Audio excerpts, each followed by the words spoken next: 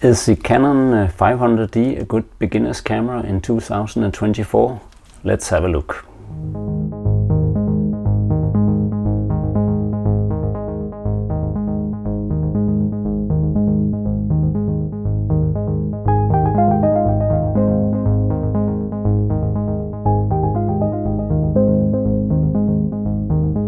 If you didn't see my review of a Canon 1000D, which is even more a beginner's camera, you can see this video up here. But before we look deeper into the 500D, let's have a look at the lineup of Canon cameras produced, Canon DSLR cameras produced over time.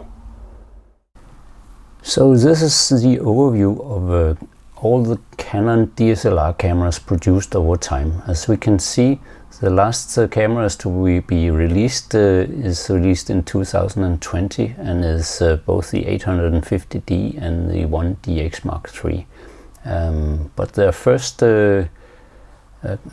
DSLR cameras was released in 2001, and it was a 1D professional cameras.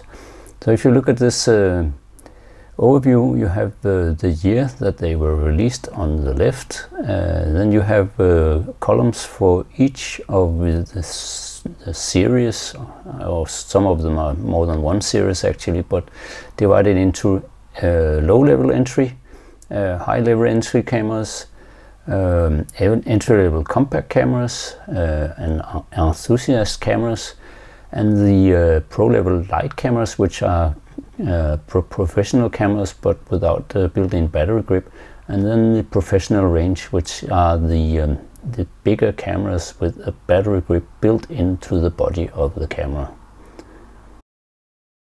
The Canon 1000D that I made a video of recently is marked blue here in this overview because I don't own it anymore. The first Canon DSLR camera that I ever bought was the 350D, and I still own that camera. That's why it's marked with red here. It's an 8 megapixel camera, and I don't use it very much, but when I do, I still find that it's quite attractive to use. But the camera in this review is the 500D, which is a 15 megapixel camera and was released in 2009.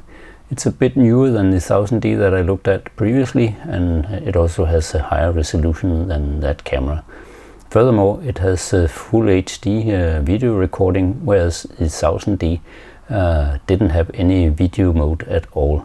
So there's two major differences, and the 500D also has a bit higher ISO values, so it's a bit better camera, but it's also a bit more expensive. But both cameras are very good beginner's camera.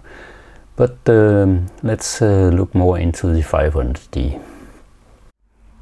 I got the Canon 500D together with a Canon 55 to 250mm lens for only €80 some time ago, and I couldn't resist checking out this camera because I think it's quite a good beginner's camera even here in 2024. So let's have a look at what this camera can do and see some images from it.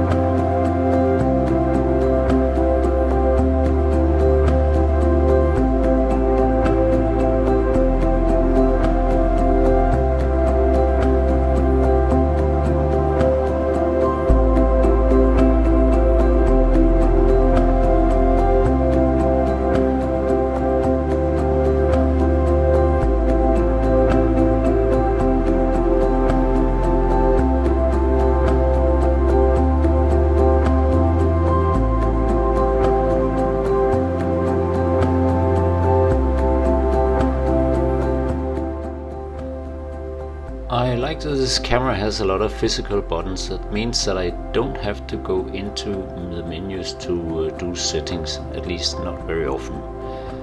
It has autofocus that is sort of semi-fast, but it's of course lens dependent. Not very good with the two lenses I bought it with, but it's pretty good.